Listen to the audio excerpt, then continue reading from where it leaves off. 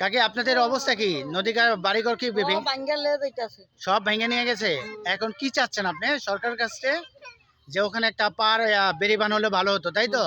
এবং রাস্তাঘাট হলে একটু ভালো হতো। আপনার হাঁটাচলা করতে তো অনেক কষ্ট। দেয় না। অবশ্যই সরকারের চোখে যদি এই ভিডিওটা পড়ে, অবশ্যই সরকার আপনাদের রাস্তাঘাট বেঁধে দেয়। আপনাদের এখানে কোন এলাকায়? এলাকাটার নামটা বলেন। আপনার সখীপুর থানা? আপনার থানা কি সখীপুর?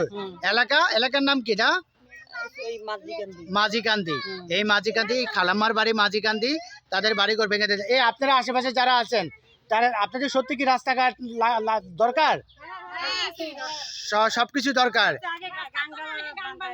এখন।